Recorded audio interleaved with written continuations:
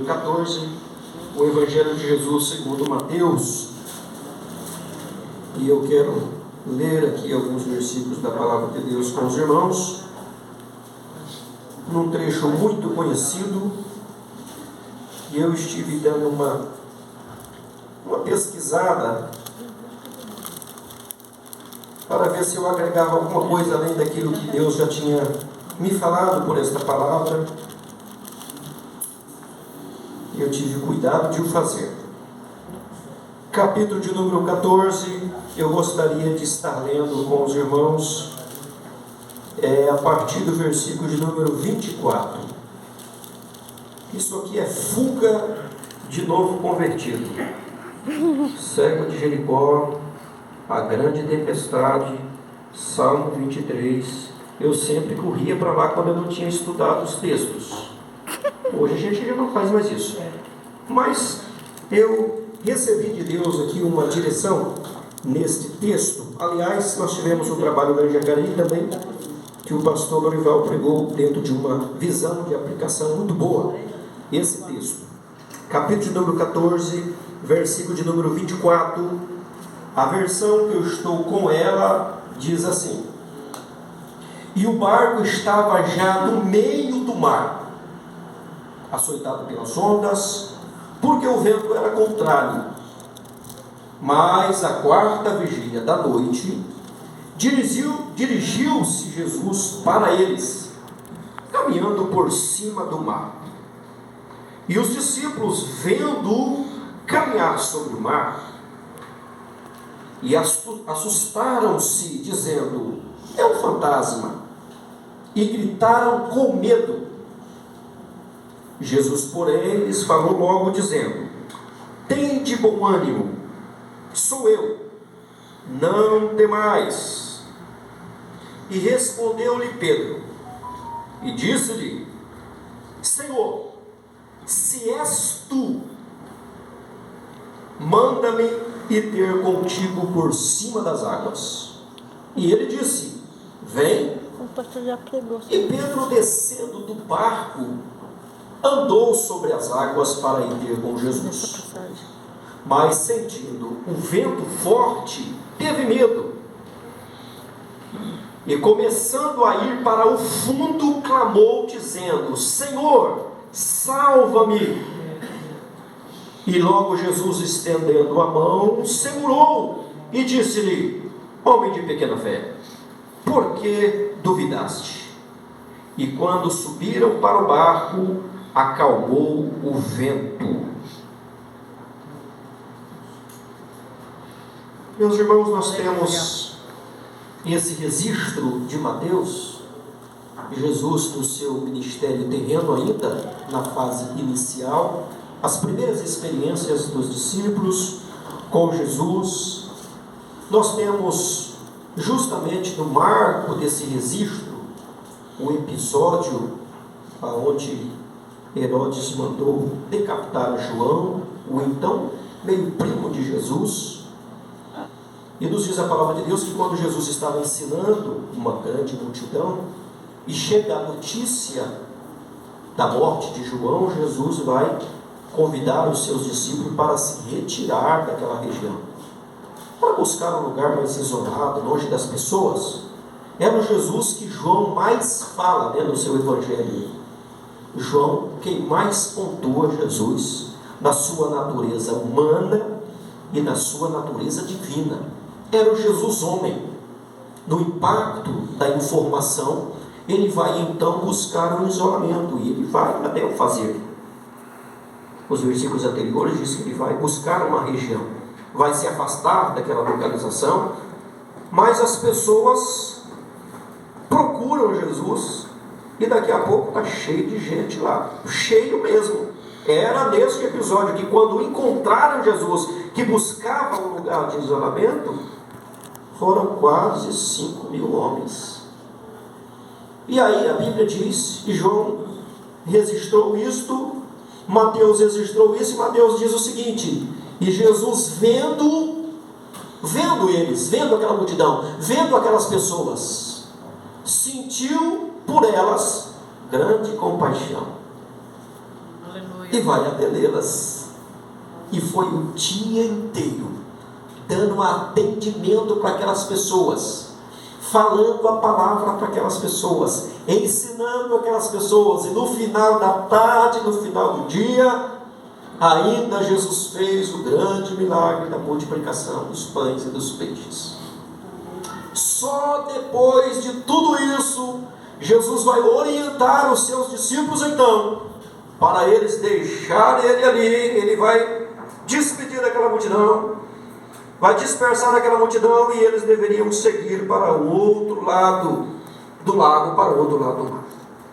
E é já agora no final de dia, no início de noite, quando isso vai acontecer. Eles vão sair, Jesus os orientou a deixar, e disse ainda, Marcos registrou que eles viram um barquinho ali, e falou, certamente ele vai depois naquele barquinho menor ali. E vão. E só depois que Jesus vê eles já longe, então Jesus vai deixar aquela multidão e vai ao monte orar. Marcos registra isso no capítulo 6, dizendo que de lá da onde Jesus estava, ele também visualizava onde os discípulos estavam. Veja que quando Jesus estava saindo do meio daquele povo, Jesus ainda estava com aquelas dores comuns a todos nós, a dor da perca da afeição. Jesus estava com aquele comportamento que é um comportamento humano, aceitável. Isso é muito bom. Quando eu vejo João dizer, no capítulo de número 11, que Jesus estava chorando com os que choravam literalmente, e o versículo 35 dá ênfase, Jesus chorou. Aqui João quer mostrar a parte humana de Jesus. Jesus chorou. Agora Jesus como Deus, aonde está o problema? Vamos lá. O Jesus agora que é Deus também, lá onde ele estava, dizem os entendidos, o pessoal aí que estuda, o clima que estuda essas coisas, dizem que o ponto aonde torna-se mais escuro da noite não é a meia-noite, como às vezes nós pensamos, é justamente a quarta vigília, às 3 horas da manhã, é o momento aonde mais fica escuro. Depois disso, começa a entrar novamente no processo de claridade. No ponto mais escuro, 3 horas da manhã, eles estão lá no meio.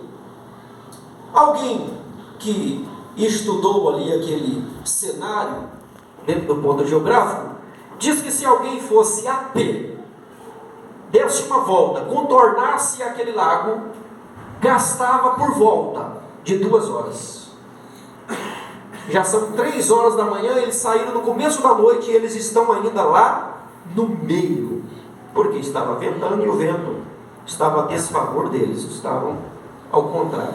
E Jesus está lá no ponto mais escuro da noite, e eles estão hoje no meio do lago, e Jesus consegue não só vê-los, mas consegue enxergar a dificuldade que eles estão enfrentando. Aleluia, aleluia. Agora eu acho que cabe um glória ao nome de Jesus. Glória a Deus, aleluia. Glória a Deus. Que consegue enxergar no momento, no ponto crucial, e consegue ver o que está acontecendo. Aqueles homens estavam sob a sua responsabilidade, e assim sendo, Jesus enxerga a dificuldade, e ele vai descer, provavelmente por causa disso. E por conta do que está acontecendo com eles, Jesus então vai usar esse mecanismo divino. Ele vai andando por cima do mar. E os discípulos estão lá já pelo que está acontecendo. Embora se tratar de homens, na sua maioria galileus, homens estavam acostumados com aquele ambiente, com aquele lugar, e quem sabe já tinha passado por tudo aquilo, mas eles estão assustados com a situação. Agora, com medo mesmo, como diz o evangelista, eles ficaram quando eles viram Jesus. E aí, eles acharam, não 1 ou 2, mas todos eles concluíram a possibilidade de um fantasma. E quando Jesus percebe também o pavor, porque Mateus, que é um dos integrantes, ele é um relator que ele estava no momento. Marcos, quem sabe orientado por Pedro, escreveu. Lucas com o resultado dos dois, mas Mateus era um dos integrantes que estava no barco. Então ele narra com muita propriedade. Os homens não só estavam com medo, eles também gritaram gritaram. Imagina, irmãos, não se trata de pessoas, não se trata de pessoas jovens, adolescentes. Não, são homens, senhores,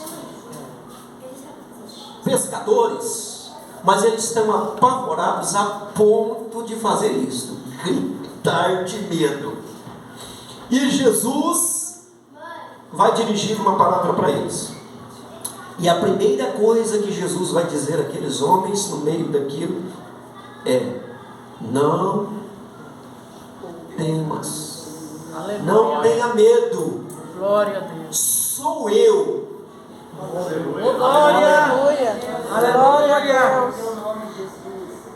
Isso foi extraordinário. Agora, quando Jesus disse, todo mundo se calou. Então pronto, acabou o problema. Jesus chegou. A questão do meio que ele usou para chegar até nós, não vamos comentar sobre isso, acabou o problema. Só que Pedro, mais uma vez impulsivo, ele vai dizer: se és tu mesmo. Ô irmão, pelo amor de Deus, ele conhecia a voz, conhecia tudo, mas eu disse: se és tu mesmo, então ordena ou manda que eu vá ter contigo por cima das águas. E Jesus convida ele. Mais alguém? Ninguém. Jesus convidou mais alguém? Ninguém. Pedro convidou mais alguém? Ninguém. Esse negócio, ele desceu do barco, não é um negócio muito interessante? Ele desceu do barco. Penso eu, isso aqui é um pensamento meu, tá? Aquele rapaz, ele foi criado ali. Aquilo devia estar na cabeça de Pedro desde muito tempo. Já pensou se alguém pudesse de fato andar por cima da água? Se um dia eu pudesse andar, nada aqui, já mergulhei, fui criado. Eu, de 6 anos de idade até 19 anos, eu fiquei na região de Mato Grosso do Norte, como se diz, e eu fiquei residindo numa cidade que o Brasil inteiro conhece, uma cidade chamada Cáceres, porque tem lá uma popular pescaria anual e as pessoas migram para Cáceres. Eu fui criado ali, aprendi a nadar no Rio Paraguai. Lá tem o Rio Paraguai, Rio Cabaçal, Rio Jauru. É uma cidade que tem muito rio. Então é muito comum as crianças mesmo de 6 anos, 7 anos, todo mundo aprende a nadar, porque os irmãos mais velhos empurram, quando está quase morrendo eles pegam, e a gente aprendia a nadar assim. Os pais nem sonhavam aquilo, né? Mas eu nunca vi ninguém se perder ali. Era assim que a gente aprendia a nadar no rio. Daqui a pouco os meninos estavam atravessando. Aqueles homens eram galileus da Galileia. Eles foram criados. Era uma coisa comum, certamente. Pedro, no meio daquele cenário, que até então era de pânico, no meio de tudo aquilo, penso eu que ele viu agora a chance, a oportunidade de realizar um sonho. Porque da onde ele tirou aquilo é descabível. Foge de não tem. Não temos aqui nada que levasse para isso. Se a história parasse aqui, ninguém ia falar que aconteceu um negócio mesmo. Esse negócio é tão descabível, e permita-me dizer, à luz do que eu estou pensando a respeito disso, que aquilo era tão desnecessário que nunca mais ninguém vai tocar nesse assunto. Ninguém mais vai falar. Pedro, mais tarde, depois que se tornou quem se tornou, nem ele fala que andou por cima do mar.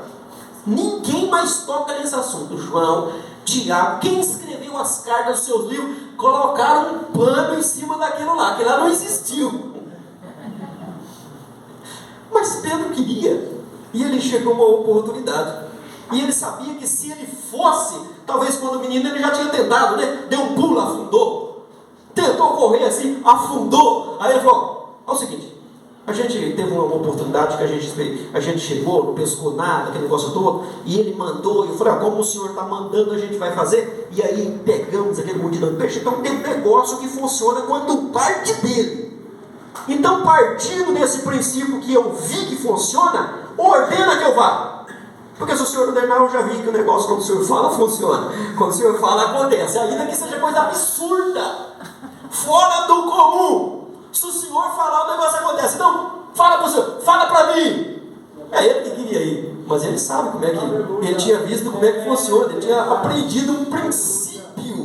Que quando Jesus ordena... Aleluia. Aleluia. Aleluia. Nós aprendemos esse negócio. Se partir dele, da boca dele, não adianta mandar ninguém aqui. Não, tem que ser. ordena que eu vá. Venha, aí ele vai. Ele está corajoso e está certo disso. Ele vai. Ele andou. Mateus vai registrar aqui que ele sentiu o vento. Ele sentiu o vento. Ele sentiu o que estava acontecendo à sua volta e ele afundou. Como que Mateus descobriu isso? Ele estava junto, mas ele não poderia concluir isso. Provavelmente Pedrão contou isso para ele. Mas como você afundou? Como é que foi? Você estava andando, aí você falou, rapaz, eu comecei, sei lá, você viu que hora que era, né? Aquele negócio ventando, eu assustei, distraí e afundei. Há quem diga que é porque tirou os olhos de Jesus. Pedrão deve ter contado isso, Mateus então bem, foi isso que aconteceu, né? Mas eu estava lá e eu escutei o que Jesus falou. Você está dizendo isso, eu vou escrever. Porque eu não sei disso. Você está dizendo. Sentiu o vento, esse negócio é experiência sua. É você que está relatando. Eu acredito, vou registrar aqui. Só que vou registrar também o que Jesus falou com você. Porque eu escutei os gritos de você gritando para Jesus salvar. E isso a gente escutou. E a gente escutou também Jesus falando para você: homem de pequena fé, por que duvidaste?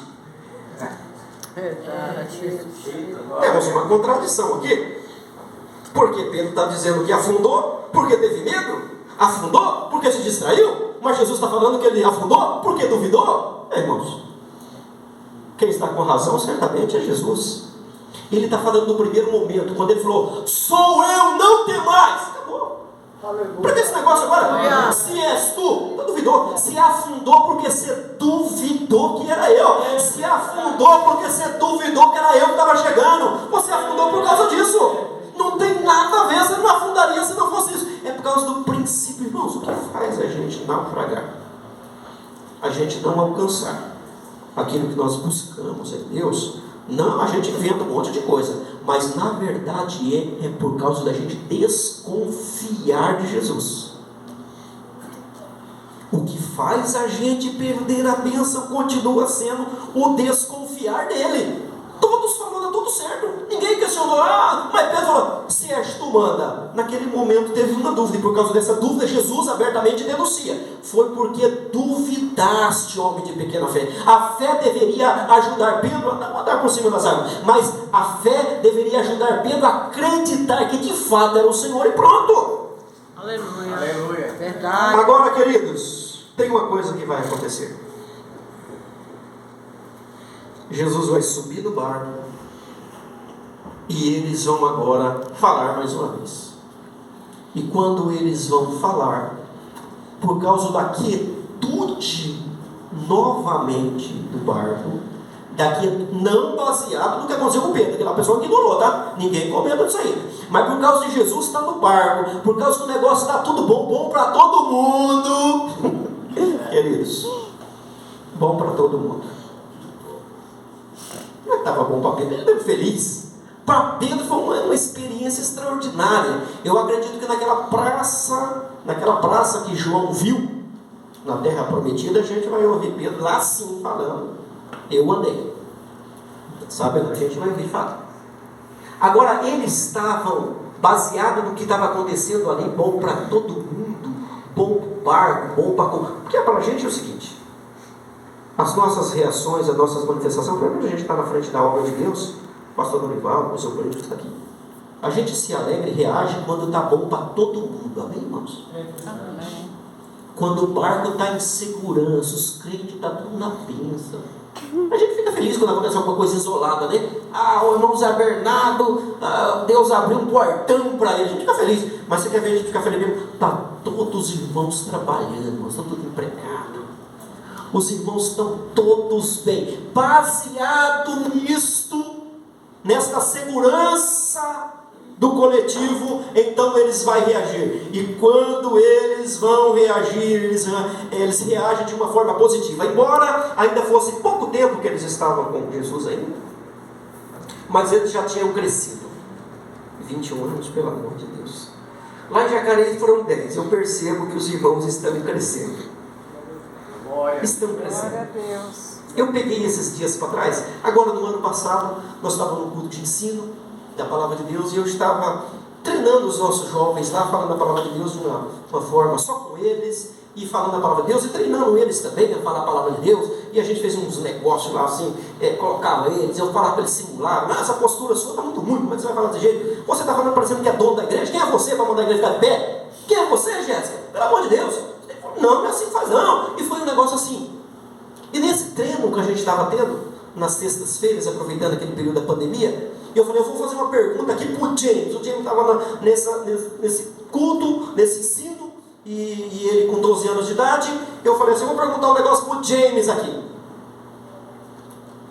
James, fala para mim aí. Os primeiros 4 livros do Novo Testamento quais são? Aí ele se apresentou. Na ordem, Mateus, Marcos, Lucas, João. Muito bem. Quantos capítulos tem cada livro? Na ordem.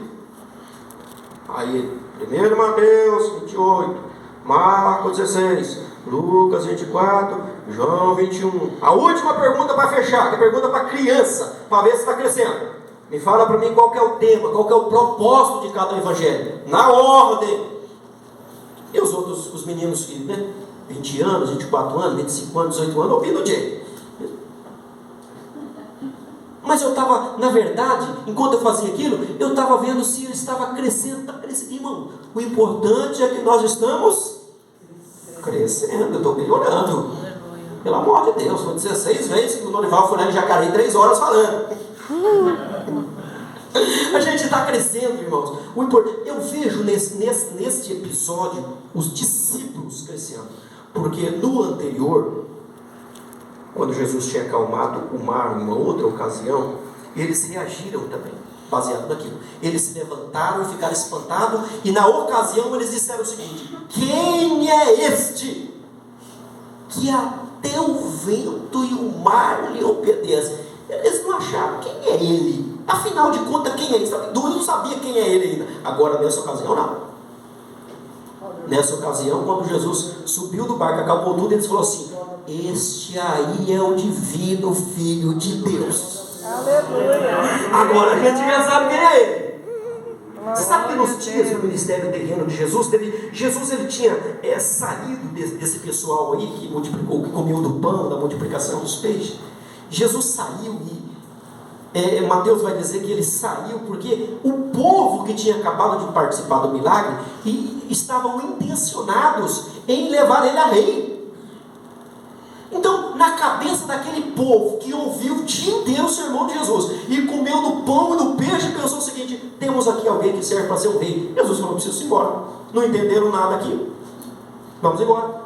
Em outra ocasião, Jesus foi por uma mulher, pela mulher samaritana, a mulher de Sicar, no capítulo 4, João registrou que ela dizia o seguinte: vejo que tu és um profeta. Estava raso ainda o negócio. Pois é, tu és um profeta, vindo de Deus, mas és um profeta. Jesus questionou para os seus discípulos uma determinada vez e perguntou assim: o que estão dizendo por aí que eu sou?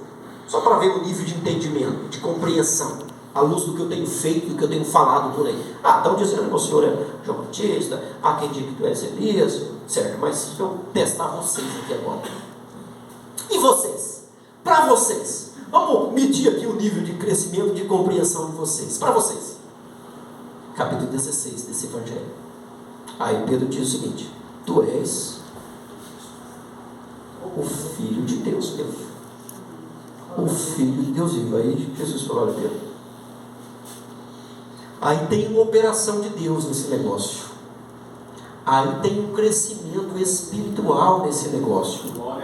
Aí eu vejo que tem uma operação de Deus, temos um crescimento. Nesta ocasião eles acertaram em revelar: este aí que acabou de andar sobre as águas. Jesus conseguiu, ao andar sobre as águas, dar uma luz na mente deles. Espera aí. Acalmou o vento, colocou as coisas no lugar, viu eles de longe. Esse aí é o Filho de Deus. Queridos, para eles, para a cultura deles, para aqueles homens que foram treinados desde a sua meninice, treinados no Torá, Deus, até hoje, os judeus que ainda não abraçaram a Jesus como o Messias, Fazem isso porque foram treinados, foram inculcados no Deus Jeová. Mas naquele momento aconteceu algo extraordinário. Foi quando Jesus ouviu eles dizer: nós reconhecemos. Jesus já tinha ouvido falar, alguém já havia dito que ele era o Messias, que ele era o Cristo, mas agora o ápice. Agora ele é o Filho de Deus, que também é Deus. Agora eles compreenderam o que João vai relatar. Este aí todos nós vimos a glória do unigênito Filho de Deus. Aleluia. Aleluia. Queridos, neste culto que estamos rendendo a Ele graça, que estamos glorificando a Ele por todos esses anos que Ele tem conservado esta obra nesta localização, que Ele trouxe esse benefício através da igreja para a parada igreja. Nós entendemos que Ele é assim, nos seus muitos atributos: aquele que nos abre porta, aquele que cura os enfermos, cura mesmo, aquele que liberta, liberta mesmo. Mas mais do que tudo isso, quem tem nos dado vitória é o divino Filho de Deus. É o Filho de Deus vivo, é aquele que também é Deus. Essa compreensão todos nós precisamos ter, todos nós precisamos enxergar isto em Jesus, a divindade do Cristo poderoso, a divindade de Jesus. Quando